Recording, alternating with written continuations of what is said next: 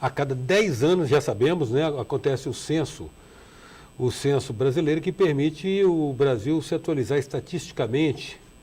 E no caso nosso do Espírito Santo é interessante também ver o que nos cabe nessa parte, nesse universo de números que se renovam, que se reciclam a cada decênio. Então, no ano passado, nós tivemos a realização do censo decenal feito pelo Instituto Brasileiro de Geografia e Estatística, IBGE, na verdade, esses números vão sendo tabulados, digeridos, processados ao longo do tempo, e daí emergindo constatações, associações, relações e inferências. Mas alguns números já podem ser conhecidos, nos oferecendo uma rápida e ainda superficial radiografia do Espírito Santo. E esse é o tema da conversa em 9 minutos. Vamos conversar com o diretor do IBGE Espírito Santo, Max Ataíde Fraga, a respeito disso. Aqui no Espírito Santo, Max, tem a noção de quantas pessoas foram mobilizadas no trabalho do censo do IBGE? Aqui nós contratamos cerca de 4.000 pessoas para desenvolver todo o trabalho de coleta, de controle do trabalho de campo, né? Uhum. Em si. E é um trabalho desenvolvido em quanto tempo? Foi um trabalho desenvolvido em cerca de 4 meses, né? O grosso da coleta, e ainda restou uma outra etapa, que foi uma etapa de checagem e verificação e tentativas de abrir domicílios que permaneceram fechados após a coleta do censo. E a pesquisa é feita necessariamente em domicílios, né? Sim, em todos os domicílios. O que importa é a residência, então. Em cada rincão do estado, em cada grotão, os técnicos do IBGE foram a campo para recensear 100% da população brasileira. Mas 100%, 100,00 consegue? Há sempre alguém que diz, eu não fui visitado pelo pesquisador. Entra naquele número em que os domicílios não foram abertos, porque o morador não estava em casa e teve dificuldade de atender o recenseador, que durante o período da coleta foi lá 3, 4, 5, 6 vezes. E essa pessoa foi recenseada, porque o IBGE acabou usando uma técnica que é de conhecimento internacional. Ele acabou imputando uma população para que os municípios não saíssem perdendo, já que a distribuição de recursos federais leva em conta a população dos municípios. Ou seja, é fundamental para o município ter essa informação exata, porque tem um envolvimento de outra ordem, ou seja, esse repasse dos recursos federais. Sim. E o trabalho abrange mesmo todos os meandros, todas as vielas, todos os grotões do estado? Sim, o Espírito Santo trabalhou com uma base de dados georreferenciada, uma das mais modernas do país, com a ajuda do governo do estado. Foi uma base cedida para o IBGE, que o planejamento foi todo feito em cima dela, e rua a rua, quadra a quadra, os domicílios foram identificados, e a gente teve muita facilidade no controle da qualidade desse trabalho, inclusive porque os técnicos, antes da operação da coleta em si, já tinham feito uma listagem do que o recenseador iria encontrar. E na zona rural, a gente ainda teve o facilitador de contar com o uso do GPS, para que a gente verificasse a posteriori por onde o recenseador passou. Marcos, na sua avaliação dos números que emergiram até aqui, o que é assim, relevante? O que você considera relevante? Olha, o retrato do censo em si aponta para uma grande concentração na Grande Vitória da população. Aponta que os municípios polos do estado, digamos assim, aqueles que têm maior capacidade de atração de investimentos e desenvolvimento econômico, que é o caso de Colatina, Cachoeiro, São Mateus e Linhares, quer dizer, e Guarapari, que são os municípios que estão fora da Grande Vitória e que são polarizadores de investimentos e de atração de população em si, porque a população ela acaba migrando em algum momento em busca de emprego, em busca de oportunidades de trabalho.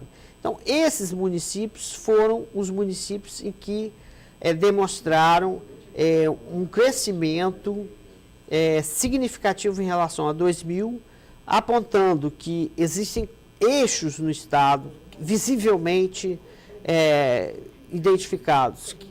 Um vem a ser a questão dos municípios litorâneos, que mundialmente a população adora os municípios litorâneos, né? Isso no Brasil é uma realidade e no Espírito Santo também se retrata. Vem a questão do desenvolvimento econômico impulsionado, às vezes, por grandes projetos, que também é capaz de atrair população e de causar um crescimento acima da média estadual, digamos assim. Nós temos também o caso das regiões beneficiadas por incentivo. É o caso da região, por exemplo, da Sudene, que é acima do paralelo 20, quer dizer, os municípios basicamente acima do Rio Doce, compõem uma região que recebe incentivos e Linhares tem atraído investimentos nessa área, o que pode apontar que é um fator que estimulou o crescimento.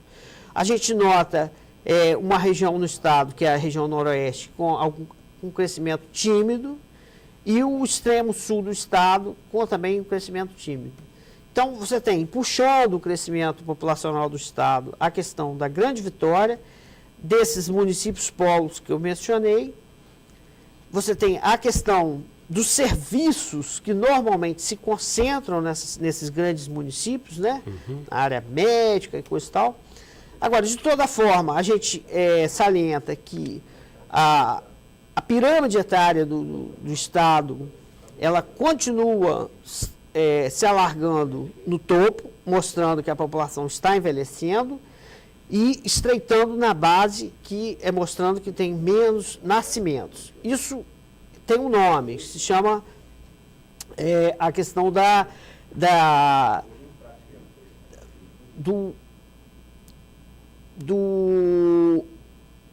limitação.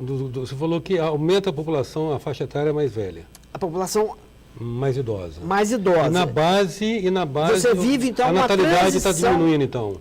Exato. Você vive uma transição demográfica que implica em que você tem a queda da mortalidade e a queda da natalidade. A queda da natalidade e da mortalidade está diretamente relacionada aos avanços da medicina.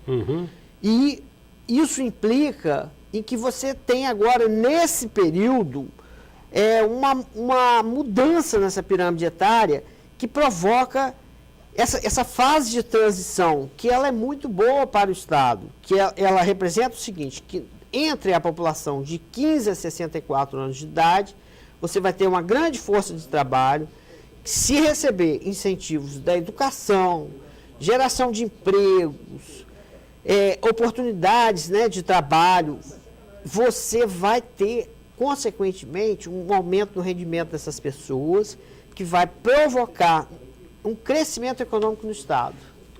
Em 9 minutos, a gente está conversando com o diretor do IBGE Espírito Santo, Max Ataíde Fraga. A gente volta já.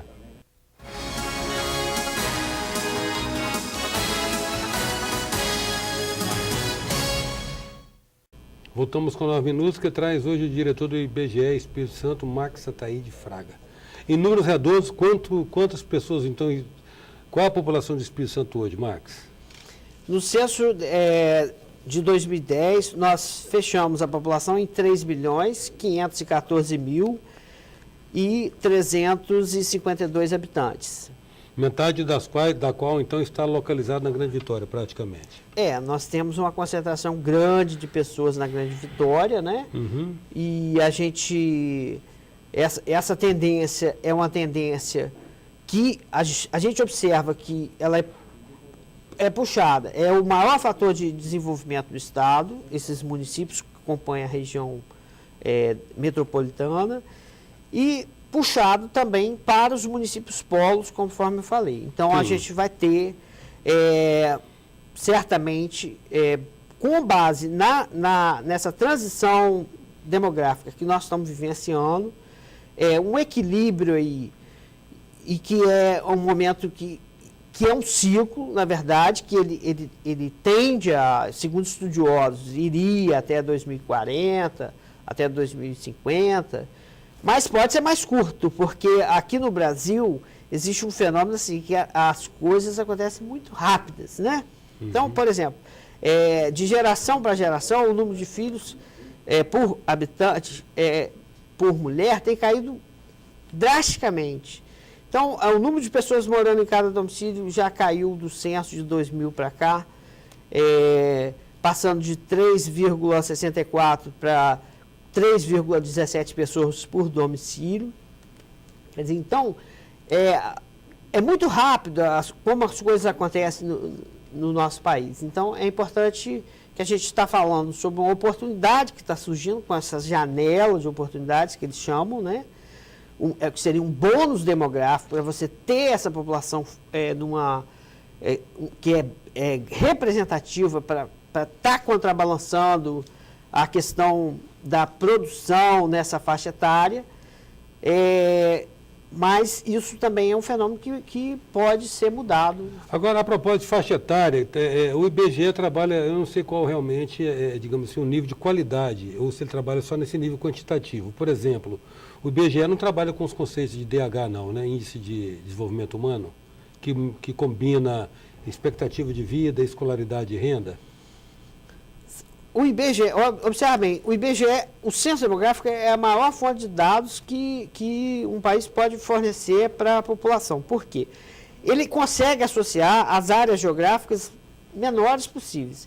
Então, são vários fatores produzidos dentro do censo que vão gerar o IDH. Quer dizer, na verdade, o censo demográfico é uma fonte de dados para se produzir o IDH. Entendi. Bom, de qualquer maneira, os municípios polos, pelo que você falou, Cachoeiro, Colatina, Linhares, São Mateus, eles exercem um trabalho social interessante na demografia, porque eles são contenções, né? De uma certa maneira, há uma migração do interior para eles. Todos cresceram, né, nos últimos 10 anos. Sim, todos cresceram. Além dos municípios da Grande Vitória, que cresceram também. A gente observa também que o Estado ele tem polos interessantes, cadeias produtivas interessantes, como, por exemplo, a questão do turismo, municípios que têm grande vocação turística. A gente observa municípios em que a agricultura sustentada tem sido desenvolvida com sucesso. Então, não é o fato de ser grande ou pequeno que vai definir a qualidade de vida da população pelo Estado afora. O que interessa é um nível de produção que satisfaça com qualidade de vida a população de cada município do Estado, independente se ele é grande ou pequeno. Agradeço, Max, muito sua presença aqui no 9 Minutos. O agradecimento é nosso. Em 9 Minutos, a gente contou com a presença do diretor do IBGE Espírito Santo, Max Ataíde Fraga. Até já. Sou passageiro do tempo, tentando entender erro e acertos caminhos, aprender